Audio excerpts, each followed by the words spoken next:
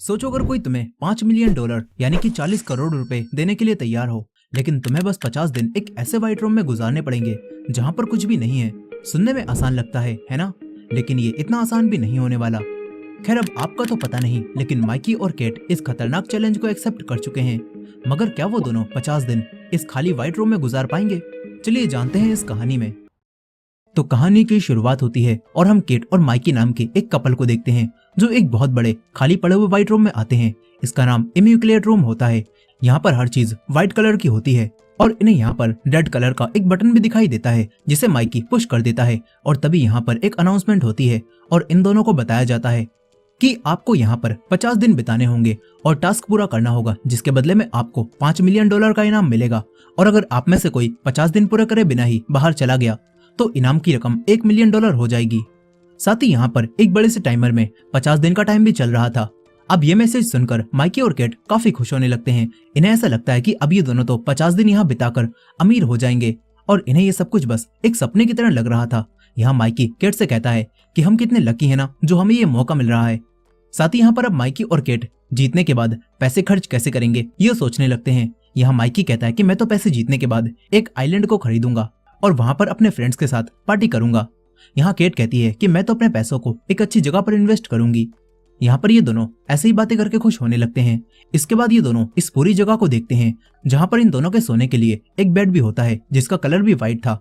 और ये देखकर माइकी केट से कहता है कि आखिर यहाँ पर सब कुछ व्हाइट ही क्यों है। इस पर केट कहती है कि हमें इससे क्या मतलब, हमें तो बस यहाँ पर 50 दिन पूरे करने हैं। साथ ही ये दोनों गौर करते हैं कि यहाँ पर इनके मनोरंजन के लिए कोई टीवी या फिर फोन भी नहीं है, यानी कि इन्हें यहाँ पर अकेले ही समय बिताना होगा। साथ ही अब ये दोनों इस जगह पर बने हुए बाथरूम को भी देखते हैं और उसके अंदर एक साथ जाने लगते हैं। तभी अनाउंसमेंट होती है और इन्हें बताया जाता है कि रूल्स के हिसाब से एक समय में बस एक ही पर्सन बाथरूम में जा सकता है। यहीं अब इन दोनों को इस जगह पर लगी हुई एक स्क्रीन भी दिखाई देती है जिसके ऊपर इस रूम में रहने के सारे रूल्स लिखे हुए थे। और इसी स्क्रीन से माइकी अपने लिए खाना भी ऑर्डर करता है और कुछ देर बाद एक ड्रॉर खुलती है और माइकी के पास एक जूस की कैन आ जाती है जो कि इनका खाना था। अब इसके बाद ये दोनों यहाँ पर अपना टाइम बिताने लगते हैं और केट को रूल्स पढ़कर पता चलता है कि रात 10 बजे से इनका सोने का टाइम शुरू हो जाएगा। साथ ही केट उस स्क्रीन की मदद से सुबह 7 बजे उठने का अलार्म भी सेट कर लेती है और वो माइकी से भी ऐसा ही करने के लिए बोलती है। लेकिन माइकी केट से कहता है कि मेरे लिए तो ये वेकेशंस हैं और मैं सुबह बेड से जल्दी नहीं उठने वाला। अब इसके बाद रूम की सारी लाइट्स खुद ही ऑफ हो जाती हैं और अनाउंसमेंट में इन्हें बताया जाता है कि शाम हो चुकी है। इसके बाद केट और माइकी दोनों बेड पर लेट जाते हैं। यहाँ माइकी केट के साथ रोमांस करने की कोशिश करता है, लेकिन केट उसे ऐसा करने से मना कर देती है और कहती है कि क्या पता हमें कोई देख रहा हो। साथ ही हमें इन दोनों की बातों से पता चलता है कि किसी प्रोफेसर वोएन ने इन दोनों को पैसों का लालच देकर यहाँ पर भेजा है। अभी ये दोनों यहाँ पर सो जाते हैं। फिर अगली सुबह अनाउंसमेंट होती है और केट को जगा दिया जाता है क्योंकि केट ने सुबह जल्दी उठने का अलार्म सेट किया था। अब केट उठकर बाथरूम में जाती है और सोचने लगती है कि उसे पूरे दिन क्या क्या करना चाहिए जिससे उसका दिन जल्दी गुजर जाए और वो बोर ना हो। यहाँ केट नहाती है और अपने पुराने कपड़ों को लॉन्ड्री में डालकर रूम से बाहर भेज देती है और केट को पहनने के लिए नए कपड़े भी मिल जाते हैं जो कि होते तो बिल्कुल नॉर्मल हैं, लेकिन ये कपड़े व्हाइट नहीं होते। इन्हें पहनकर माइकी कहता है कि हम तो बिल्कुल मेंटल पेशेंट्स की तरह लग रहे हैं। यहाँ अब केट भी माइकी से पूछती है कि आखिर ये प्रोफेसर वोएन कौन है और वो हम पर एक्सपेरिमेंट क्यों कर रही है। इस पर माइकी कहता है कि हमें सबसे क्या मतलब, हम तो बस यहाँ पर पैसे जीतने के लिए आए हैं। अब इसके बाद माइकी काफी देर तक टाइमर को देखने लगता है और केट मेडिटेशन करने लगती है, लेकिन यहाँ पर माइकी बस टाइमर को देखता ही रहता है और केट उसे ऐसा करने से मना भी करती है। इस पर माइकी केट से कहता है कि मुझे ऐसा लग रहा है जैसे टाइमर के सेकंड्स कुछ ज्यादा ही स्लो चल रहे हैं। लेकिन केट माइकी से कहती है कि ये सब बस तुम्हारी इमेजिनेशन है। अब यहाँ पर फिर से लाइट्स बंद हो जाती हैं और ये दोनों फिर से बेड पर सोने के लिए चले जाते हैं। लेकिन अब माइकी रात भर नहीं सो पाता, वो कुछ न कुछ सोचता रहता है। और फिर अगले दिन केट फिर से सुबह जल्दी उठकर रेडी होती है और फिर से ये दोनों अपना समय बिताने के लिए नए नए गेम्स खेलने लगते हैं और एक्सरसाइज भी करने लगते हैं। और इसी तरह ये लोग रोज यहाँ पर कुछ न कुछ करते हैं और अपने दिन बिताने लगते हैं। फिर धीरे धीरे इन्हें यहाँ पर रहते हुए 27 दिन बीत जाते हैं और अब ये दोनों रोज रोज एक ही चीज करके काफी ज्यादा बोर हो चुके थे। तभी यहाँ पर माइकी को जमीन पर चलता हुआ एक कीड़ा दिखाई देता है जिसे देखकर माइकी उस कीड़े से ही बातें करने लगता है और उसे जूस भी पिलाने लगता है। लेकिन तभी अनाउंसमेंट होती है और इन्हें बताया जाता है कि फूड सिर्फ यहाँ पर प्लेयर्स के लिए है, यानी कि उस चीज को ये कीड़ा नहीं खा सकता। इतना बोलकर ये मशीन चुप हो जाती है। लेकिन ये सब सुनकर माइकी को अब गुस्सा आ जाता है। वो कहता है कि इस तरह तो ये कीड़ा यहाँ पर मर जाएगा, मुझे इस कीड़े को रूम से बाहर भेजना है, इसलिए डोर खोल दो। लेकिन माइकी की बातों का कोई जवाब नहीं आता और केट माइकी को समझाती है कि यहाँ पर ऑटोमेटिक सेंसर लगा हुआ है जो कि तभी बोलता है जब हम कोई रूल्स तोड़ते हैं या फिर उसे हमें कुछ बताना होता है, यानी कि इस तरह तुम्हारी बातों का कोई जवाब नहीं आएगा। ये सुनकर अब माइकी और ज्यादा गुस्सा हो जाता है और वो उस रेड बटन को दबाने जाने लगता है ताकि वो इस कीड़े को रूम से बाहर भेज सके। मगर तभी केट उसे ऐसा करने से मना करती है और कहती है कि अगर तुमने ये बटन दबा दिया तो तुम इस चैलेंज से बाहर हो जाओगे। मगर यहाँ पर माइकी केट से कहता है कि मैं बटन दबाकर खुद बाहर नहीं जाऊंगा और बस इस कीड़े को ही बाहर भेजूंगा। यहाँ अब इसी बात को लेकर माइकी और केट आपस में ही बहस करने लगते हैं और यहाँ पर केट माइकी से कहती है कि आखिर तुम एक कीड़े के लिए ये सब कैसे कर सकते हो। इस पर माइकी केट से कहता है कि ये भी एक जानवर है और आखिर तुम इसे मरने के लिए कैसे छोड़ सकती हो, कितनी शर्म की बात है। यहाँ केट को माइकी की ऐसी बातें सुनकर गुस्सा आने लगता है और वो बेड की तरफ जाने लगती है। तभी गलती से वो कीड़ा केट के पैर के नीचे आ जाता है और मर जाता है। ये देखकर माइकी को ऐसा लगता है कि केट ने इस कीड़े को जानबूझकर मारा है और अब माइकी केट से गुस्सा होकर एक कोने में जाकर बैठ जाता है। फिर कुछ देर बाद माइकी का गुस्सा शांत होता है और माइकी केट से आकर कहता है कि मुझे रूल्स से पता चला है कि हम यहाँ पर 2 ट्रीट ले सकते हैं। ये सुनकर केट माइकी से कहती है कि तुम्हें ट्रीट के बदले में $1,00,000 देने होंगे जो कि तुम्हारे विनिंग प्राइस से कटेंगे। यहाँ केट माइकी से अपने पैसे खर्च करने से मना करती है, लेकिन माइकी उसकी बात नहीं सुनता और अपने विनिंग प्राइस में से $1,00,000 खर्च करके अपनी पहली ट्रीट मंगवा लेता है। और यहाँ पर माइकी के पहली ट्रीट में उसे एक क्रेयॉन मिलता है। ये देखकर केट को काफी बुरा लगता है। वो कहती है कि कोई इंसान एक क्रेयॉन के लिए $1,00,000 आखिर कैसे खर्च कर सकता है। लेकिन यहाँ पर माइकी को कुछ फर्क नहीं पड़ता। वो अब अपने पूरे रूम में अलग अलग तरह की ड्राइंग बनाने लगता है और इस तरह माइकी का टाइम भी पास होने लगता है। फिर एक दिन केट भी उसके पास आती है और उसे अपनी ड्राइंग बनाने के लिए बोलती है। माइकी केट को एक पोज में खड़ा कर देता है और केट का स्केच बनाने लगता है। लेकिन तभी बातों ही बातों में केट और माइकी की फिर से लड़ाई हो जाती है और केट यहाँ से उठकर चली जाती है। लेकिन माइकी स्केच बनाना बंद नहीं करता और वो हर जगह स्केच बनाता ही रहता है और एक दिन वो क्रेयॉन भी खत्म हो जाता है। साथ ही यहाँ पर बाथरूम और दूसरी जगहों पर भी कलर से गंदगी हो जाती है और ये देखकर केट को काफी गुस्सा भी आता है। लेकिन अब केट अपना गुस्सा शांत करती है और माइकी के पास आकर उससे माफी मांगती है और कहती कि शायद मैंने तुम्हें कुछ ज्यादा ही दुख पहुंचा दिया। यहाँ माइकी भी केट से कहता है कि हाँ, मुझे भी तुम्हारी बातों से काफी दुख हुआ था। यहाँ अब ये दोनों एक दूसरे को माफ कर देते हैं और पहले की तरह नॉर्मल हो जाते हैं। लेकिन अब जब अगले दिन केट उठकर बाथरूम में जाती है तो वो चौंक जाती है। वो माइकी को भी यहाँ पर बुलाती है और ये दोनों देखते हैं कि किसी ने यहाँ पर गन रख दी है। केट माइकी से इस गन के बारे में पूछती है, लेकिन माइकी को भी ये नहीं पता था कि ये गन यहाँ पर कैसे आई। केट माइकी से इस गन को उठाकर लॉन्ड्री में डाल देने के लिए कहती है ताकि इनके बीच कुछ भी गलत ना हो पाए और इन्हें पता चलता है कि ये लोग लॉन्ड्री में बस कपड़े ही डाल सकते हैं और इसके अलावा कुछ भी सामान वहां पर नहीं डाला जा सकता। ये सुनकर अब ये दोनों उस गन को बेड के नीचे फेंक देते हैं, लेकिन इन्हें अब भी कुछ भी पता नहीं चल पाता कि ये गन यहाँ पर किस लिए और कैसे आई है। अब इसके बाद इन दोनों को एक दिन इनके फैमिली मेंबर्स की तरफ से वीडियो के रूप में कुछ मैसेज मिलते हैं, जिसके अंदर पहले माइकी की बहन का मैसेज था जिसमें माइकी की बहन उसे बताती है कि तुम्हारे व्हाइट रूम में जाने से मैं काफी खुश हूँ और मॉम डैड भी मेरे साथ ही हैं, इसीलिए तुम चिंता मत करना। साथ ही यहाँ पर माइकी की बहन उससे कहती है कि मैं तुम्हें काफी ज्यादा मिस कर रही हूँ।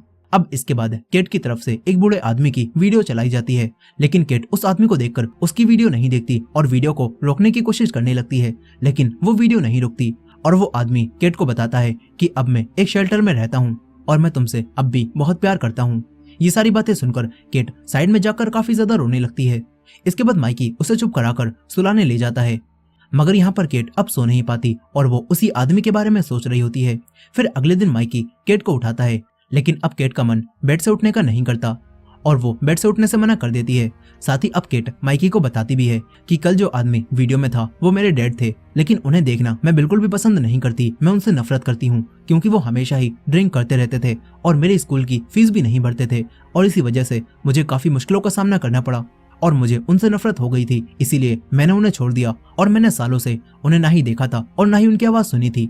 लेकिन आज मुझे पता चला है कि वो इस समय बिना घर के रह रहे हैं। यहाँ पर केट की बातों से हमें पता चलता है कि वो अपने डैड से नफरत करती थी और इतने सालों में उसने कभी भी अपने डैड को नहीं देखा था कि वो कैसे हैं और कहाँ पर हैं। लेकिन अब अपने डैड के बारे में जानकर केट को उनके लिए काफी बुरा लग रहा है और इसी वजह से वो काफी उदास भी है। यहाँ पर केट बेड पर ही लेटी रहती है और अकेले माइकी इस जगह पर काफी ज्यादा बोर होने लगता है। वो पागलों की तरह बातें करने लगता है। इसके बाद माइकी केट के पास उसका लंच लेकर आता है, लेकिन केट लंच लेने से भी मना करने लगती है।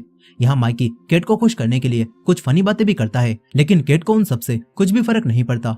फिर रात होने पर ये दोनों फिर से सो जाते हैं।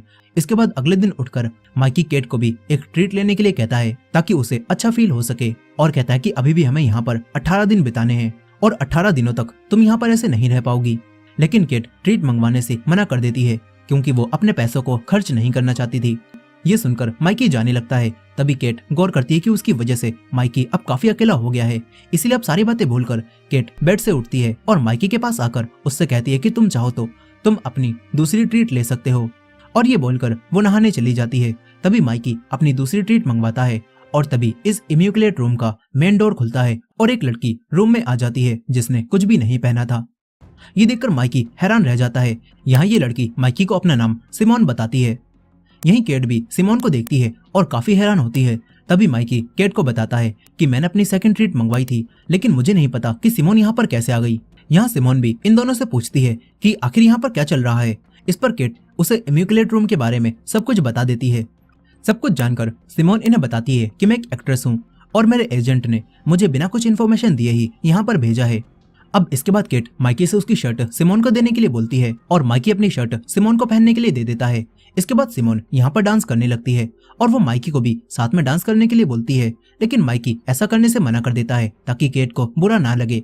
और माइकी केट से पूछता है कि अब हम सिमोन का क्या करेंगे। इस पर केट उससे कहती है कि मुझे क्या पता, ये तुम्हारी ट्रीट है, तुम ही सोचो। यहाँ पर सिमोन भी माइकी के बनाए हुए स्केच को देखती है और उनकी तारीफ करने लगती है। ये देखकर केट को बिल्कुल भी अच्छा नहीं लगता और वो माइकी को अपने पास बुला लेती है और सिमोन को रूम से बाहर भेजने के लिए बोलने लगती है और कहती है कि हमें सिमोन पर भरोसा नहीं करना चाहिए। यहाँ पर अब ये दोनों बात कर ही रहे थे कि तभी इस रूम की सारी लाइट्स ऑफ हो जाती हैं और इनके सोने का टाइम हो जाता है। ये देखकर माइकी केट और सिमोन से कहता है कि तुम दोनों बेड पर सो जाओ और मैं जमीन पर सो जाता हूँ। मगर सिमोन माइकी को जमीन पर सोने से मना करने लगती है और ये देखकर केट कहती है कि हम सभी लोग भी बेड पर सो सकते हैं, यहाँ पर काफी जगह है। अब तभी सोने जाते समय माइकी और सिमोन आपस में टकरा जाते हैं और ये देखकर केट को काफी गुस्सा भी आता है। अब इसके बाद ये तीनों बेड पर सोने लगते हैं और केट माइकी और सिमोन के बीच में सोती है।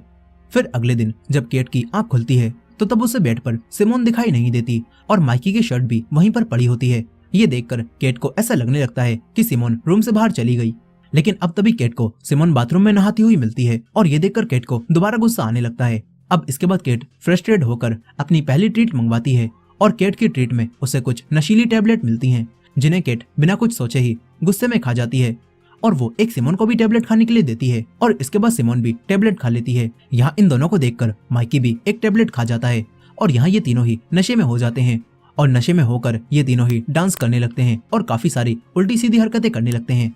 यहाँ पर माइकी को नशे की वजह से हेलुसिनेशंस भी होते हैं और उसे ऐसा लगता है कि वो अपने भाई के साथ पानी में डूब रहा है। ये देखकर माइकी काफी ज्यादा डर जाता है और वो रूम से बाहर जाने लगता है, लेकिन केट और सिमोन किसी तरह से मिलकर उसे शांत करा देती हैं और केट माइकी को समझाती है कि तुम्हारे भाई के मरने में तुम्हारी कोई भी गलती नहीं थी। अब इसके बाद माइकी शांत होकर सो जाता है और फिर सिमोन केट से माइकी के भाई के बारे में पूछती है। इस पर केट उसे बताती है कि माइकी ने अपने भाई को पूल में डूबते हुए मरते हुए देखा था और तभी से माइकी को अपने भाई के सपने आते हैं। साथ ही अब यहाँ पर केट और सिमोन आपस में काफी सारी बातें करती हैं और दोस्त बन जाती हैं। फिर कुछ देर बाद माइकी भी सिमोन के पास आता है और ये दोनों एक दूसरे से अपना अपना दुख शेयर करने लगते हैं, जिसमें सिमोन माइकी का हाथ पकड़ लेती है और तभी केट यहाँ पर आ जाती है और वो इन दोनों को एक साथ देखकर गलत समझने लगती है और लड़ाई करके सिमोन को काफी उल्टा सीधा बोलने लगती है। लेकिन माइकी केट को ऐसा करने से मना करता है और उस पर चिल्लाकर उसे शांत करा देता है। फिर अगले दिन जब केट सोकर उठती है तो उसे सिमोन रूम में कहीं भी दिखाई नहीं देती। केट बाथरूम को चेक करती है लेकिन सिमोन वहां पर भी नहीं थी और ये देखकर केट समझ जाती है कि सिमोन यहाँ से जा चुकी है। अब इसके बाद केट रूम में आती है और तभी उसे दीवार पर लिखा हुआ सिमोन का एक मैसेज मिलता है जिसमें सिमोन ने लिखा था कि आज से पहले मुझे किसी ने भी इतना प्यार नहीं किया जितना तुमने मुझे किया। ये मैसेज पढ़कर केट को ऐसा लगने लगता है कि माइकी उसे धोखा दे रहा है और केट माइकी से कहती है कि तुमने मुझे चीट किया है, तुम धोखेबाज हो। इस पर माइकी केट को समझाता है और कहता है कि ऐसा कुछ नहीं है और ये सब कुछ यहाँ जानबूझकर लिखा गया है ताकि हम दोनों आपस में लड़ाई करने लगें। मगर अब केट को माइकी की बातों पर यकीन नहीं होता और वो माइकी से कहती है कि वो लड़की मुझे तुम्हारी एक्स की तरह लग रही थी, जरूर वो वही होगी। ये बोलकर केट गुस्से में आकर माइकी को धक्का दे देती है और तभी माइकी का सर दीवार से टकराता है और उसके सर से खून निकलने लगता है। ये देखकर अब माइकी और केट काफी घबरा जाते हैं। तभी माइकी केट से कहता है कि मैंने तुम्हें कभी भी धोखा नहीं दिया और मैंने हमेशा ही तुम्हारा साथ दिया था जब तुम अपने घर को छोड़कर गई थी तब भी, और साथ ही मैंने तुम्हारे लिए अपने दोस्तों को भी छोड़ दिया ताकि मैं तुम्हें टाइम दे सकूं और तुम्हें खुश रख सकूं। ये सारी बातें सुनकर केट को माइकी के लिए बुरा लगने लगता है और उसे अपनी गलती का भी एहसास हो जाता है। अब इसके बाद केट माइकी के सर पर टॉवल रखकर खून रोकने लगती है, लेकिन अब माइकी केट से कहता है कि तुम पैसे जीतने के लिए आखिर किस हद तक जाओगी? क्या तुमने ये सब कुछ सिर्फ पैसे जीतने के लिए किया है? ये सुनकर केट मना करने लगती है, मगर माइकी केट से कहता है कि मुझे यहाँ से जाना है क्योंकि तुम तो यहाँ पर आकर पैसे जीतने के चक्कर में सब कुछ भूल चुकी हो, लेकिन मैं ऐसा नहीं करना चाहता। मुझे ऐसा पैसा नहीं चाहिए जो मुझे ही बदल दे। इतना बोलकर माइकी यहाँ से जाने लगता है, मगर केट माइकी को जाने से मना करती है, लेकिन माइकी उसकी बात नहीं सुनता। तभी केट माइकी के ऊपर गन पॉइंट कर लेती है और उसे जाने से मना करने लगती है, क्योंकि अगर माइकी यहाँ से चला गया तो प्राइज मनी 5 मिलियन से घटकर 1 मिलियन हो जाएगी। लेकिन अब माइकी केट की बात नहीं सुनता और वो बटन की तरफ जाने लगता है। तभी केट हवा में फायर करती है, लेकिन माइकी तब भी नहीं रुकता और वो आगे बढ़ता ही रहता है। यहाँ पर केट भी माइकी को शूट नहीं कर पाती और माइकी उस बटन को दबाकर यहाँ से बाहर चला जाता है। फिर केट माइकी के जाने से पूरी तरह टूट जाती है, वो बहुत रोती है।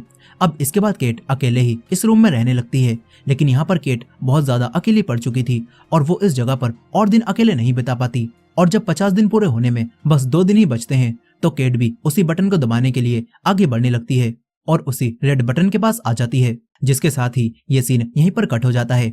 फिर हम कुछ समय बाद का सीन देखते हैं, जहाँ पर माइकी रोड पर अकेले ही दौड़ लगा रहा था और तभी उसे रास्ते में केट दिखाई देती है और ये दोनों एक दूसरे को उस रूम के बाद से काफी लंबे समय बाद देख रहे होते हैं। यहाँ पर केट माइकी को बताती है कि मैं अपने डैड से मिलने आई थी।